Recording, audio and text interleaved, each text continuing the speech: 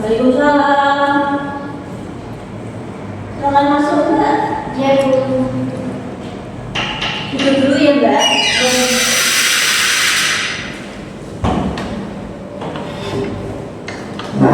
Apa nyaman belum duduknya?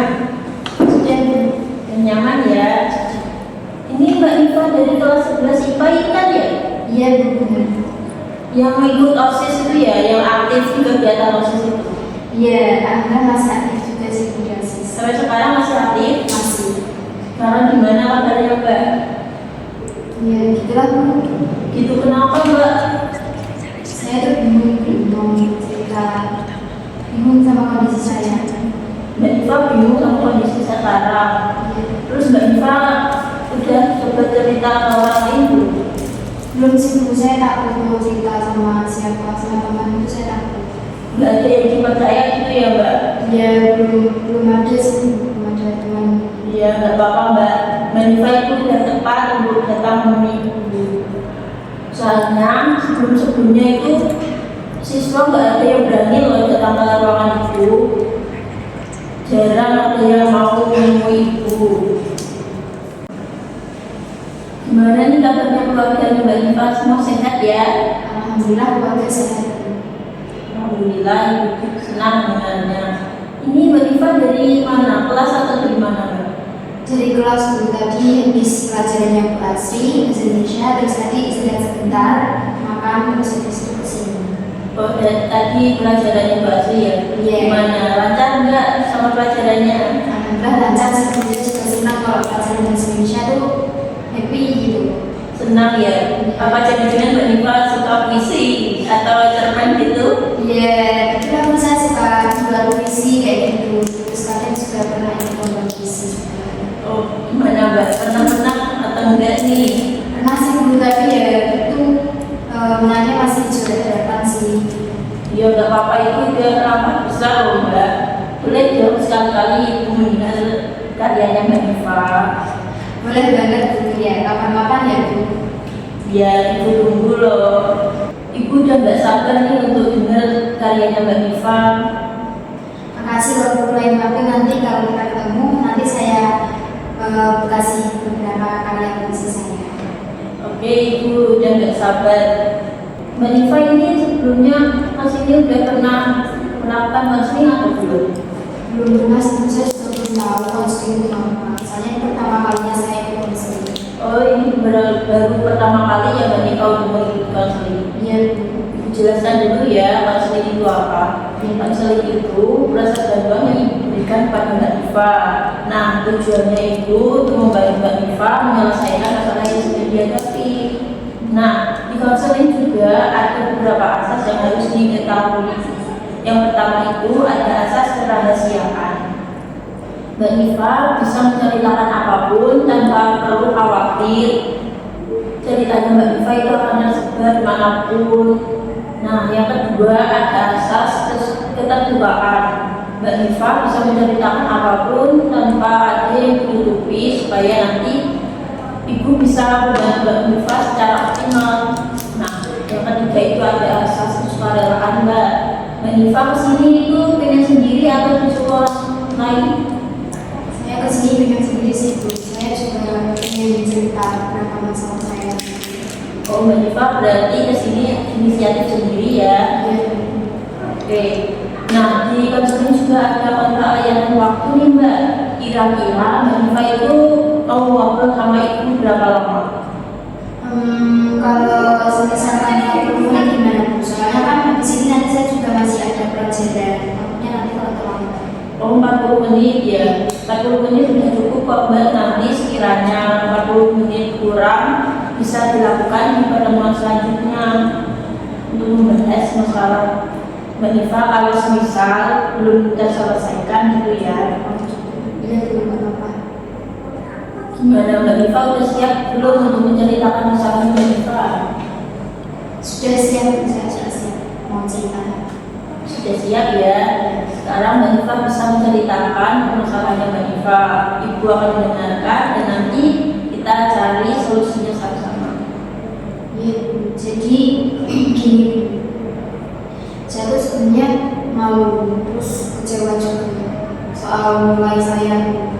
Malu sama kecewa soal nilai, emang kenapa nggak dengan nilai Mbak Nifa? Iya, saya kan waktu ujian itu saya selalu mencontek sama teman-teman hasil ujian teman saya. Nah, hasilnya jadi kurang puas kan. Nah, saya tuh kayak malu gitu. Kalau Mbak Nifa itu malu karena waktu ujian itu mencontek teman terus hasilnya nggak bagus gitu ya?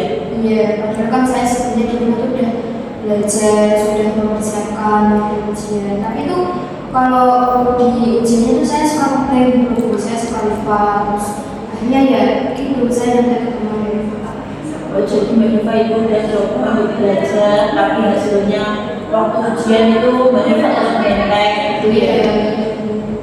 Beberapa permasalahan yang Mbak Nifa sebutkan tadi, apa sih keinginan Mbak Nifa sekarang ini? Saya pengennya bisa belajar lebih maksimal. Terus saya juga bisa membuat jadwal belajar dengan optimal juga, dengan bagus. Terus juga terus saya pengen agar nanti hasilnya tuh bisa menjadi lebih baik lagi gitu. Jadi Mbak Nifa itu ingin untuk belajar lebih optimal supaya nanti hasilnya lebih baik lagi gitu ya? Iya. Terus ada keinginan lain nggak?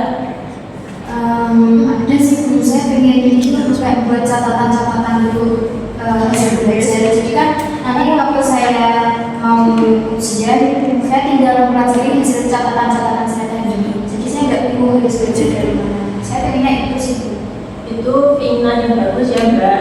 Mbak Nifa bisa mencoba membuat catatan supaya nanti kalau mau ujian itu Mbak Nifa ada bacaan untuk pelajari gitu ya? Iya Bu.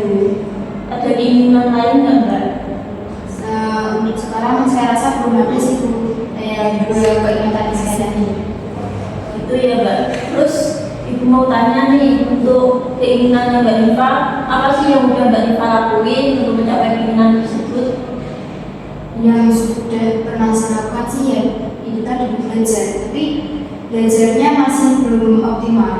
Jadi ya hasilnya ya masih kurang, nilainya juga turun.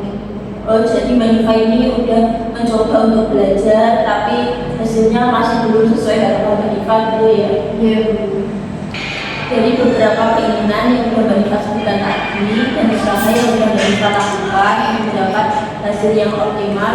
Gimana kalau kita membuat rencana kedepannya supaya Mbak Nifa itu mendapatkan hasil yang sesuai dengan harapannya Mbak Nifa? Apa Mbak Nifa bersedia untuk membuat rencana kedepannya?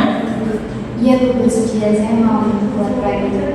Oke, kita buat rencana kedepannya bersama ya. Iya Bu. Kira-kira apa nih rencana yang akan Mbak Nifa lakukan supaya Mbak Nifa itu bisa mencapai keinginannya Mbak Nifa? Ya saya pengennya itu ya, saya pengennya setelah ini saya bisa melakukannya langsung. Jadi setelah sekolah kan biasanya pulangnya jam 3 sore. Nah setelah pulang sekolah saya mungkin bisa langsung pulang. Kalau misalnya ada rapat ya saya ikut rapat dulu. Sekiranya penting saya ikut, kalau sekiranya nggak terlalu penting ya mungkin saya izin dulu karena saya lebih pengennya mengutamakan belajar saya. Jadi saya pulang, setelah itu saya membuat jadwal habis maghrib itu saya bisa memulai belajar saya. Ya kalau tidak 30 menit dulu lah. Nah kalau misalnya saya menurut saya itu sudah bagus, saya bisa mengoptimalkan lagi, bisa menambahkan jadwal belajar saya. Dan di waktu belajar itu juga saya bisa menyediakan membuat catatan-catatan itu dan mempelajari pelajaran yang besok akan sudah selesai. Jadi saya bisa mempelajari sebelumnya. Jadi waktu di kelas saya bisa memahami pelajarannya dengan bagus. Saya ingin.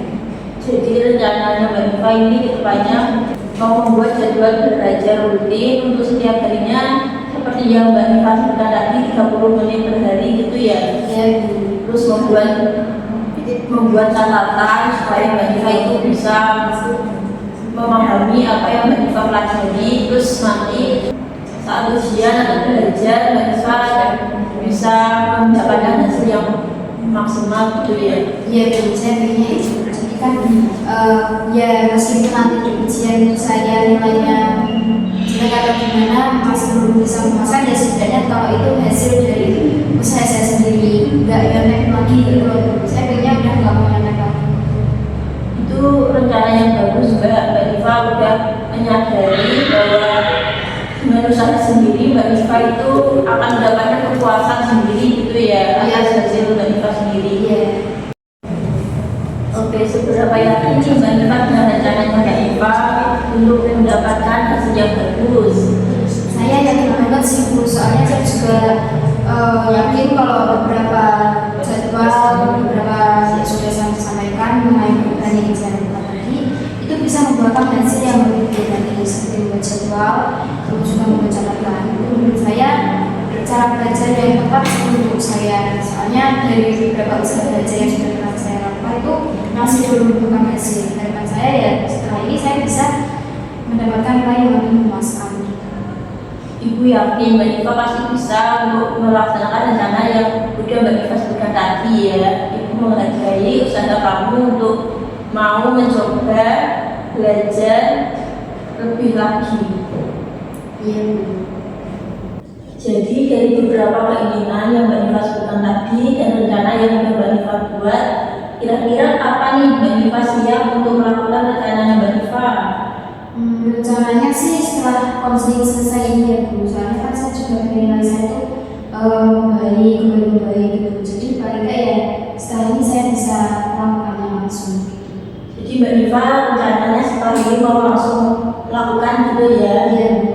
Oke, itu baik Mbak. Terus gimana Mbak perasaannya Mbak Nifa setelah ngobrol sama Ibu?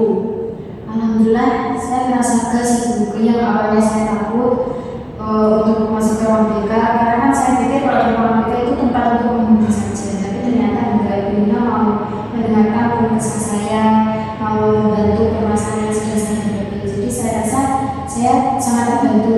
Terima kasih Bu. Iya Mbak, sama-sama.